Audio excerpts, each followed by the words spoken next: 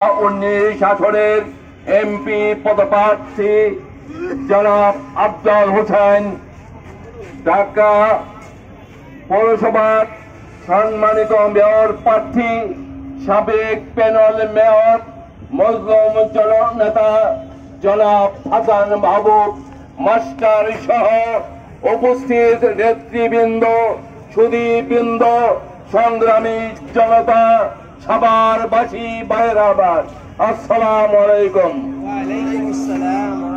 সম্মানিত ভাইরা, আমাদের এদেশে বাংলাদেশের মাটিতে 15-16 বছর যে ফ্যাসিস্ট সরকার দেশে শাসনের পরিবর্তে জনগণকে শোষণ করেছে, তারা এদেশে গণতন্ত্রকে হত্যা করেছিল, তারা দিনের ভোট রাতে নিয়েছিল, যার ভোট সে দিতে পারেনি সিল মেরে আরেকজনে দিয়েছে।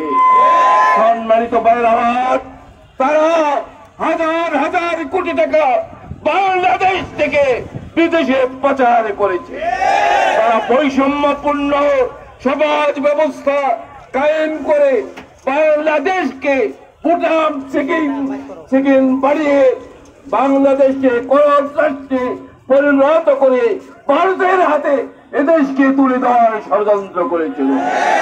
5ই আগস্টের বিপ্লবে সেই স্বৈরাচারী সরকারের পতন হয়েছে।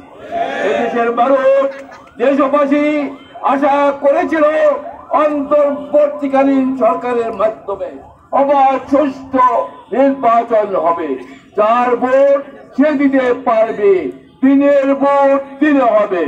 কিন্তু আরেকটি দল যে ফ্যাসিস্ট শক্তির মাধ্যমে দেশে এমন একটি অবস্থা সৃষ্টি করেছে, চাঁদাবাজির মাধ্যমে ক্ষমতায় যাওয়ার আগেই তারা ক্ষমতায় চলে গেছে। যে অশুভ সংকট দেখা যাচ্ছে, অবাধ সুষ্ঠু নির্বাচন হবে কিনা এটা সন্দেহপূর্ণ। এই জাতি এটা সন্দেহের মধ্যে আছে। এই জন্য যাতে অবাধ সুষ্ঠু নির্বাচন হয়, এই জন্য বাংলাদেশ জামাত ইসলামী সহ এদেশের ইসলামী দলগুলো পেয়ার পদ্ধতিতে নির্বাচন দাবি করেছে। আমরা পেয়ার পদ্ধতিতে নির্বাচন চাই, সুষ্ঠু নির্বাচন চাই, যাতে দেশের মানুষ ইসলামের পক্ষে ভোট দিতে পারে।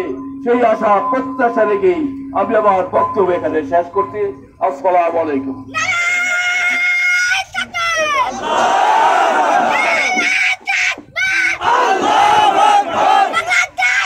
সংগ্রামী